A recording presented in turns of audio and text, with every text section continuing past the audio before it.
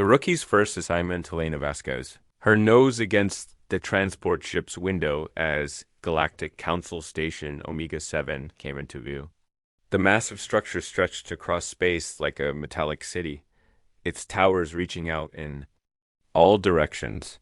Thousands of ships moved around it like tiny insects, each one carrying beings from worlds she had only read about in textbooks. Impressive, isn't it? Captain Torres settled into the seat beside her. Elena nodded, unable to hide her excitement. At 22, she was the youngest diplomat Earth had ever sent to the Galactic Council. 3 years at the Academy had prepared her for this moment, but seeing the station with her own eyes was completely different. How many species live here? Elena asked, watching a ship like a crystal pyramid dock at one of the lower levels.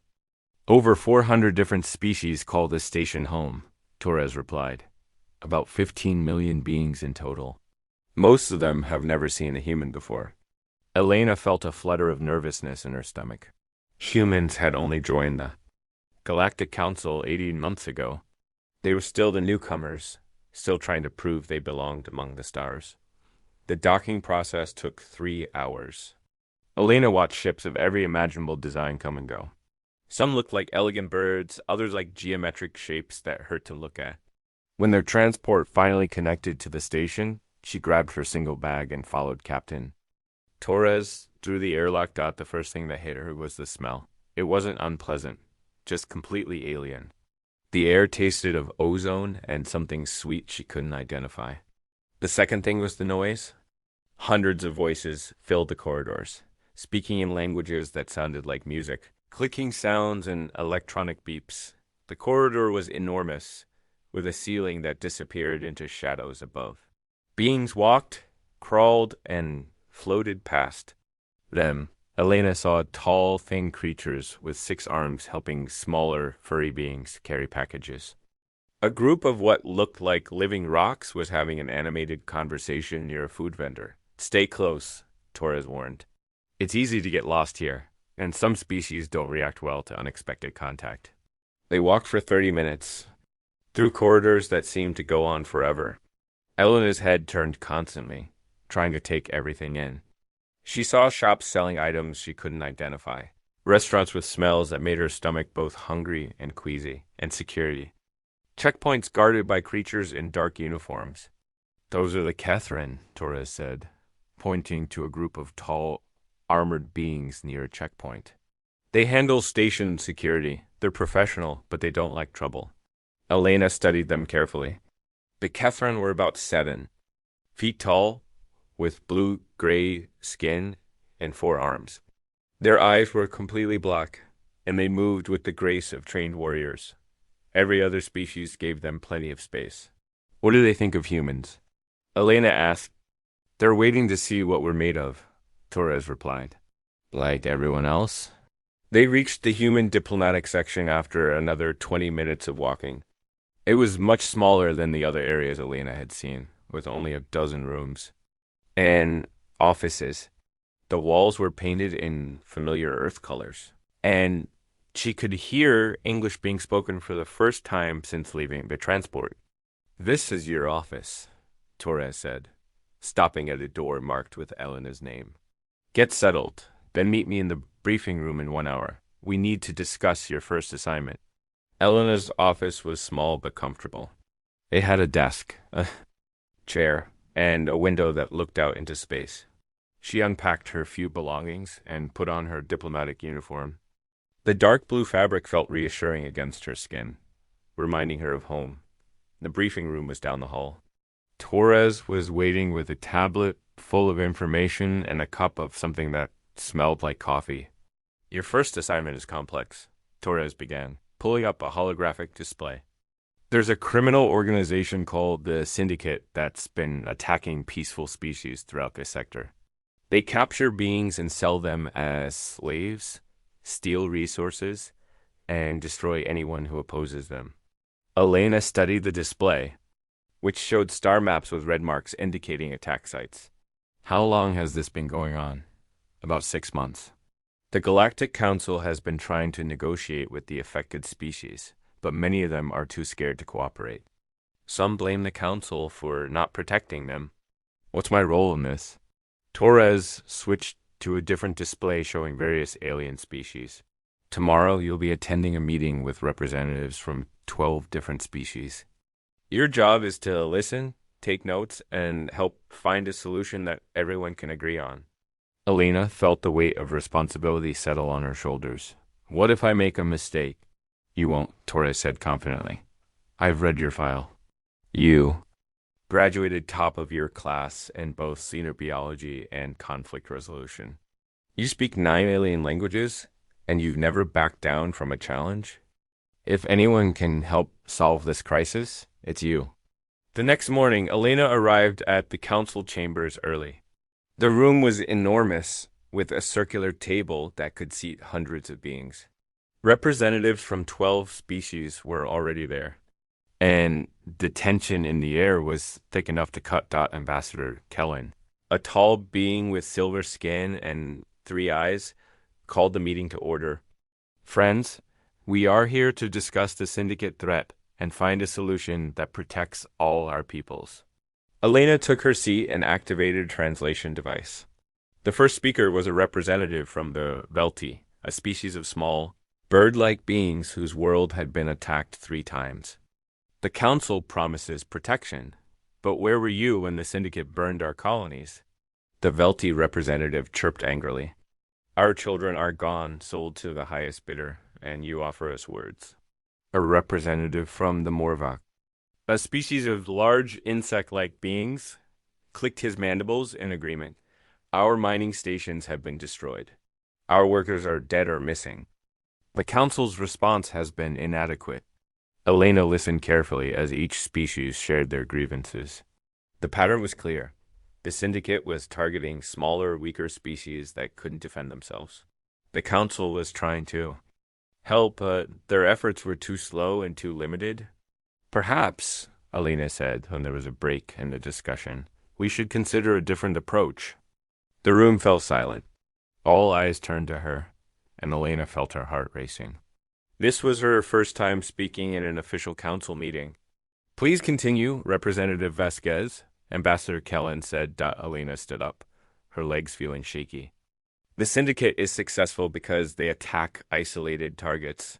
They pick off species one at a time when they're alone and scared. But what if we change that dynamic? How? Asked the Velti representative.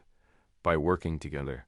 Instead of trying to defend each world separately, we create a mutual defense network.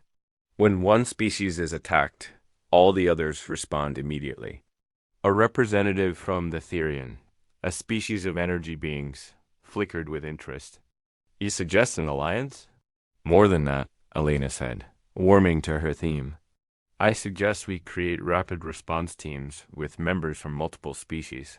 The syndicate won't expect coordinated resistance from beings they consider weak. The room erupted in discussion. Some representatives were excited by the idea. Others were skeptical. Elena sat down, her heart still pounding, and tried to follow the rapid conversation. That's when the alarm started. Red lights flashed throughout the chamber as an automated voice announced, "Station alert. Hostile vessels detected. All civilians. Report to secure areas immediately." The chamber descended into chaos. Representatives from different species began shouting in their native languages, trying to understand what was happening. Elia's translation device couldn't keep up with the overlapping voices. Ambassador Kellen stood up, his silver skin now glowing with urgency. Please, everyone remain calm. Station security will handle this situation. But Elena was already moving toward the chamber's main display, which showed the space around the station. 15 ships had appeared at a scanner range, and their design was unlike anything in the council database. Those are syndicate vessels, the Morvac representative said, his voice filled with fear. They've come for us. Elena felt a chill run down her spine. The syndicate had never attacked a council station before. This was escalation beyond anything they had done previously. We need to evacuate the representatives, Torres said, appearing at Elena's side. Get them too. The secure levels. What about the civilian population? Elena asked, watching as smaller ships began launching from the station to defend it. Station security will handle civilian evacuation. Our job is to protect the diplomatic personnel. Elena looked around the chamber at the frightened faces of beings from 12 different worlds. These representatives had come here seeking help, and now they were trapped in the middle of an attack. No, she said quietly. What? Torres asked. No, Elena repeated, louder this time. I'm not abandoning the civilians. These people came here because they trust the Council to protect them. If we run to our secure bunkers while innocent beings die, we're no better than the Syndicate. Torres grabbed her arm. Elena, that's not how this works. You're a diplomat, not a soldier. Your job is to stay alive so you can help negotiate after this is over. Elena pulled free from his grip. My job is to represent humanity's values, and humanity doesn't abandon people who need help. She turned to address the chamber. Anyone who wants to help coordinate civilian evacuation, come with me. Anyone who wants to hide in the secure levels, that's your choice. But I'm not leaving innocent people to die. For a moment, nobody moved. Then the Veltai representative stepped forward. My people know what it's like to be abandoned. I will help. The Morvac representative clicked his mandibles, as will I. One by one, representatives from 8 different species chose to follow. Elena toward the civilian areas of the station. Torres cursed under his breath, but followed as well. The corridors were filled with panic. Families ran toward evacuation points while station security tried to maintain order.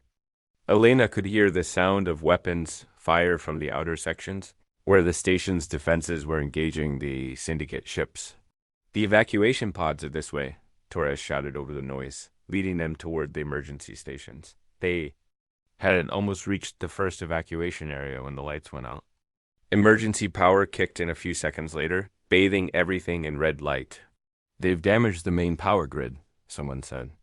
That's when Elena heard it, a roar that seemed to come from everywhere at once. It wasn't mechanical or electronic. It was organic, primal, and absolutely terrifying. What was that? The Velti representative whispered. Torres was checking his communicator. I'm not sure. It's not on any of the official channels. The roar came again, closer this time. Other sounds joined it.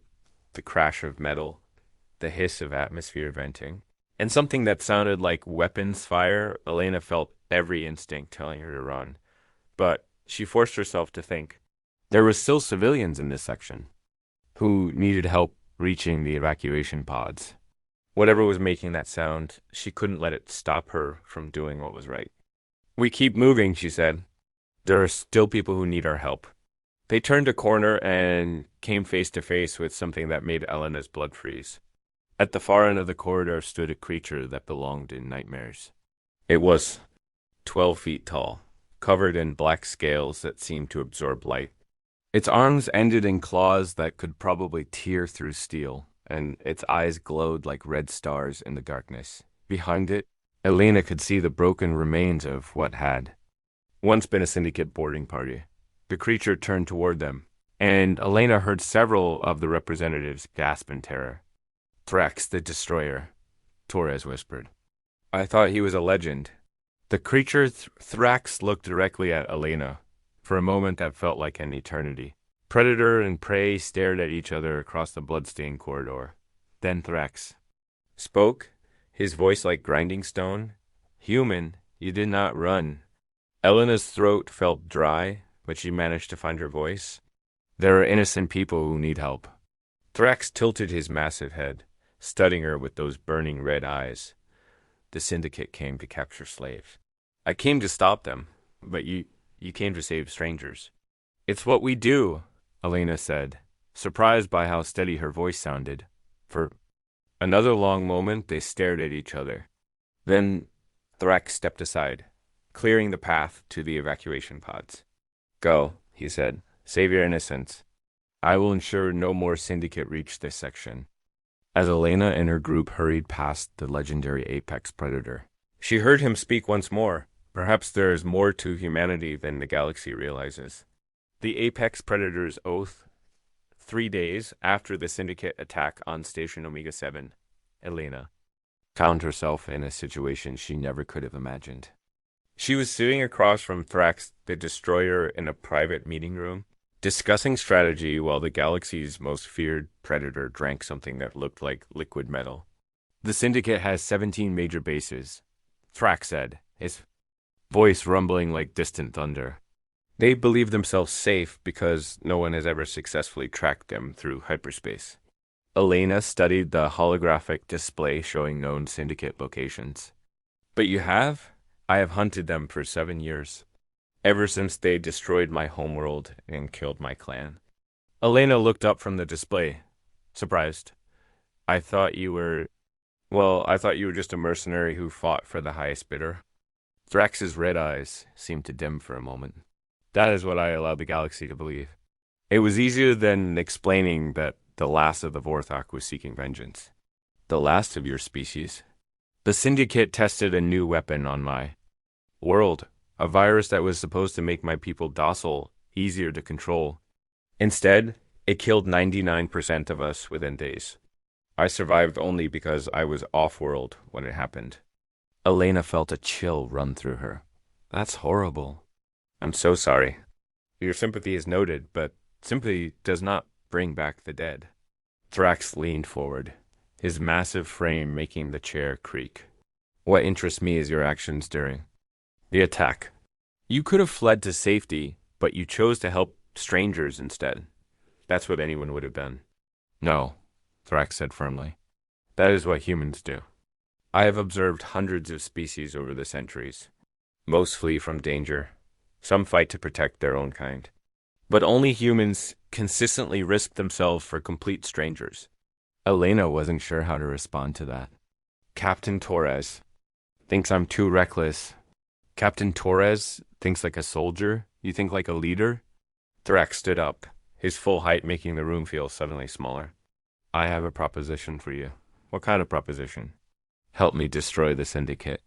Your diplomatic immunity will get us access to places I cannot reach alone. My knowledge and abilities will help us succeed where the Council has failed. Elena stared at him. You're asking me to abandon my diplomatic duties to go on a personal revenge mission? I am asking you to prevent the Syndicate from destroying more worlds like they destroyed mine. How many species will die while the Council debates and forms committees? Elena thought about the representatives she had met, their fear and frustration with the Council's slow response. What exactly are you proposing? The Syndicate's next target is the Kellen system. 3 billion beings live there, mostly refugees from previous attacks. They have no defenses and nowhere to run. The attack happens in 6 days. How do you know this? I interrogated the survivors from the boarding party. Thrax's expression was unreadable. They were quite cooperative once they realized who I was. Elena felt another chill. She was beginning to understand why the galaxy feared this being. What can the two of us do against an entire fleet? More than you might think. The Syndicate relies on fear and overwhelming force. They're not prepared for opponents who fight intelligently. Over the next hour, Thrax explained his plan. It was audacious, dangerous, and probably impossible. It was also the only chance the Callan system had. I need to report this to Captain Torres, Elena said finally. Your Captain Torres will forbid it. He will say it is too dangerous that you should wait for official authorization. Maybe he's right. Thrax studied her carefully. Tell me, Elena Vasquez, what did you become a diplomat to do? Follow orders and fill out paperwork or actually help people? Elena didn't answer immediately. She thought about the Velti representative whose children had been sold into slavery. She thought about the Morvac who had lost their workers too. Syndicate raids. She thought about 3 billion beings in the Kellen system who had no idea what was coming for them. If we do this, she said slowly, and we somehow survive, what happens then? Then we do it again and again. Until the Syndicate is destroyed and the galaxy is safe. That could take years. Yes, Elena took a deep breath. I'll need to make arrangements. Captain Torres will have to know something, even if I can't tell him everything. Agreed. But Elena ... Thrax's voice became even more serious. Once we begin this path, there is no turning back. The Syndicate will mark you for death, just as they marked me. Are you prepared for that? Elena thought about her comfortable life on Earth, her family, her future in the diplomatic corps. Then she thought about the terrified families fleeing through the station corridors during the attack. Yes, she said, I'm prepared. 5 days later, Elena and Thrax were aboard a stolen Syndicate scout ship, approaching the Kellen system. Elena had never been in a spacecraft so small, and she was beginning to understand why most humans preferred larger vessels. The main fleet will arrive in 18 hours, Thrax said, checking their instruments. We need to be in position before then. Elena was studying the Syndicate's battle plans, which Thrax had somehow acquired. They're planning to attack the refugee centers. Maximum psychological impact. Standard Syndicate tactics. Create panic, break resistance, then capture survivors for the slave markets. Elena felt sick thinking about it. How do we stop an entire fleet with one small ship? We don't stop them. We turn them against each other. Over the next several hours, Thrax explained the details of his plan. The Syndicate fleet consisted of ships from dozens of different criminal organizations, all working together for profit. But their alliance was fragile based on fear of their leader rather than genuine loyalty. If we can make them believe they're betraying each other, they'll destroy themselves, Thrax said. Elena's job was to hack into their communication systems and plant false messages suggesting betrayal and mutiny. Her linguistic skills and knowledge of alien psychology would be crucial for making the deception believable. What if it doesn't work? Elena asked. Then we die, and 3 billion innocent beings die with us. Elena nodded grimly. No pressure then. When the Syndicate fleet arrived, it was even larger than Elena had expected. 47 ships of various sizes, from small raiders to massive dreadnoughts. Their firepower could reduce the Kellen system's 3 inhabited worlds to ash within hours. Beginning phase 1, Elena said, activating the communication hacking system. The first message she sent was designed to look like it came from the fleets. Second in command to a group of mid-level captains. Lord Vex suspects treachery. Be ready to act when I give the signal. The second message appeared to come from Lord Vex himself to his most trusted lieutenants. The captains are planning mutiny. Prepare to eliminate them? Elena watched the fleet's communication channels light up with confused and angry responses. Ships began changing formation, weapon systems powering up as crews prepared for battle. It's working, she said, barely able to believe it, but then everything went wrong. One of the Syndicate captains, smarter than the others, realized they were being manipulated. Within minutes, the entire fleet was scanning for the source of the false messages. They found us, Thrax said calmly as alarms began screaming throughout their small ship. Elena watched in horror as a dozen Syndicate vessels turned in their direction, weapons charging. We're going to die. Not yet, Thrax said, and Elena heard something in his voice she hadn't heard before. Excitement. What happened next would become legend throughout the galaxy.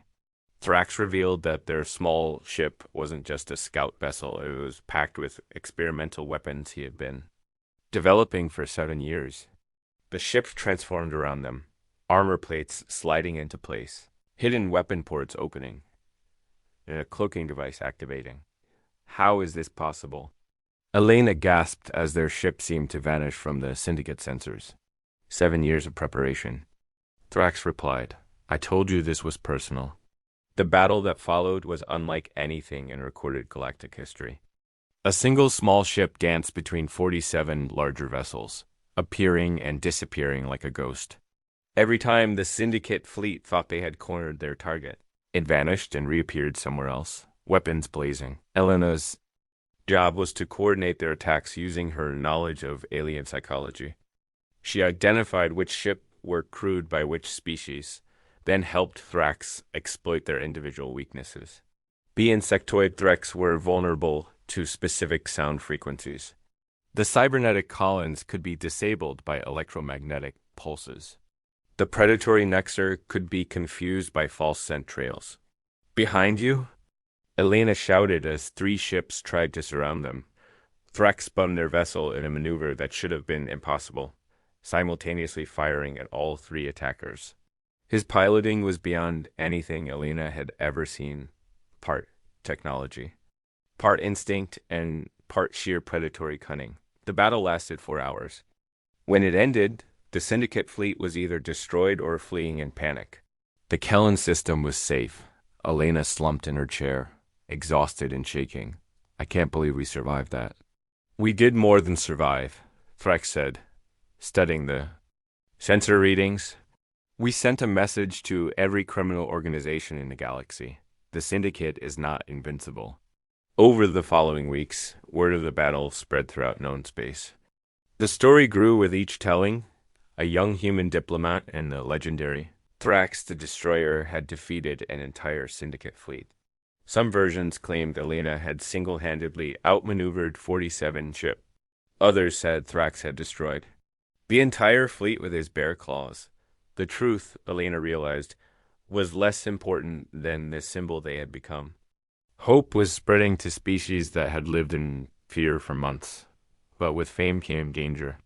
The Syndicate put a bounty on both their heads that was larger than the GDP of some worlds. Other criminal organizations began hunting them. Several galactic governments declared them terrorists for operating outside official channels. Elena found herself in a situation she had never imagined. She was now one of the most wanted beings in the galaxy, partnered with a creature most species considered a monster. Do you regret it? Thrax asked her one evening as they prepared for their next mission. Elena thought about her old life, the comfortable office, the predictable routine, the safety of following orders. Then she thought about the messages they were receiving from grateful species across the galaxy, the hope in voices that had been silenced by fear. No, she said. I don't regret it at all. Good, because tomorrow we strike at their main base. The assault on the Syndicate's primary stronghold was there. Most dangerous mission yet. The base was hidden in an asteroid field, protected by automated defenses and patrolled by a fleet of warships. It had never been successfully attacked in its 50-year history. Elena spent days preparing for the infiltration. She had to learn the speech patterns of 12 different criminal species, memorize the base's layout, and master the use of Thrax's advanced technology. Remember, Thrax said as they approached the base, once we're inside, we have exactly 80 minutes before their security systems detect us. What happens after 80 minutes? We either succeed in our mission, or the base's self-destruct. System activates. Elena felt her stomach tighten. Self-destruct? The Syndicate leaders would rather die than be captured. They have enough explosives to destroy everything within a 100-kilometer radius, including us. The infiltration went perfectly for the first 17 minutes. Elena's disguise and language skills got them past 3 security checkpoints. Thrax's stealth technology kept them invisible to the automated sensors. They reached the central command center with 30 seconds to spare. Then they discovered the truth that changed everything. The Syndicate wasn't just a criminal organization. They were being funded and directed by the hegemony, a coalition of powerful species that controlled much of the galaxy's economy. The slavery, the raids, the destruction of entire worlds, it was all part of a plan to weaken smaller species and consolidate power. We have to warn the Council, Elena said, copying the data files. The Council already knows, Thrax replied, his voice filled with cold fury. Look at the communication logs. Elena stared at the screen in horror. High-ranking Council officials had been receiving reports about the hegemony's involvement for months. They had chosen to ignore them rather than risk conflict with such powerful adversaries. They abandoned my people, Thrax said quietly. Just like they're abandoning everyone else who can't defend themselves. That's when the alarm started. They had been discovered. What followed was a running battle through the corridors of the base as Alina and Thrax fought their way to the escape pods. But as they reached the launch bay, they found their path blocked by Lord Vex himself, the Syndicate's supreme commander. Vex was a massive being, part cybernetic, part organic, with weapon systems built into his arms. He had been enhanced by the best technology the hegemony could provide, and he was designed for one purpose: killing beings like Thrax. The legendary destroyer, Vex said, his voice carrying the synthetic harmony of multiple species. You have been a thorn in our side for too long. And you have been a plague upon the galaxy, Thrax replied, moving to place himself between Vex and Alina. The battle between Predator and Machine was terrifying to watch. Vex's cybernetic enhancements made him incredibly fast and strong, but Thrax had something no technology could replicate: the instincts of a true apex predator. Alina watched helplessly as the two titans fought, their battle destroying everything around them. She knew she should run, should escape while she had the chance. Instead, she found herself studying the base's self-destruct system. An idea began to form in her mind. It was crazy, dangerous, and would probably get them all killed. But it might also save millions of lives across the galaxy. Thrax. She called out during a brief lull in the battle. I need 30 seconds. Thrax didn't question her. He simply roared and threw himself at Vex with renewed fury, buying Alina the time she needed. Elena's plan was simple. Instead of disarming the self-destruct system, she reprogrammed it. The explosion would still destroy the base, but the timing would be delayed, and the blast would be directed outward rather than inward. What are you doing?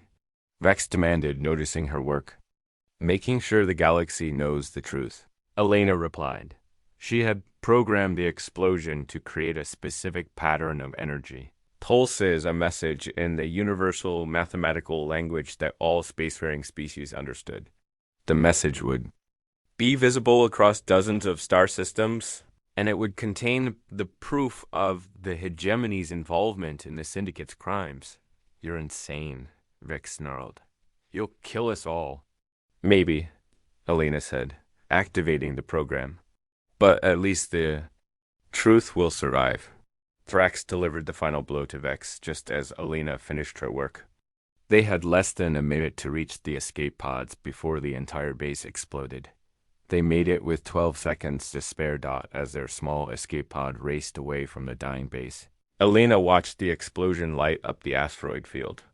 The energy pattern was perfect, broadcasting the truth about the hegemony's crimes to anyone with the technology to receive it. You realize what you've done? Thrax asked, studying the expanding wave of energy. I've made sure the galaxy knows who the real enemy is. You've also made yourself the most wanted being in known space. The hegemony will never stop hunting you. Alina thought about that. She was 22 years old, and she had just declared war on the most powerful coalition in the galaxy. It should have terrified her. Instead, she felt oddly calm. Then I guess I'll need protection, she said. Thrax turned to look at her, his red eyes burning with an intensity she had never seen before. For a long moment, the legendary apex predator was silent. Then he did something that shocked Alina too. Her core. He knelt. Alina Vasquez of Earth, he said, his voice carrying the weight of ancient tradition. I, Thrax, last of the Vorthek, sole survivor of the Burning Sands, offer you my oath of loyalty. I pledge my life, my strength, and my honor to your service. Until the stars grow cold and the galaxy ends, I am yours to command. Alina stared at him in shock. Thrax, you don't have to. I choose to, he interrupted, still kneeling. You have shown me what true leadership looks like. You fight not for profit or power,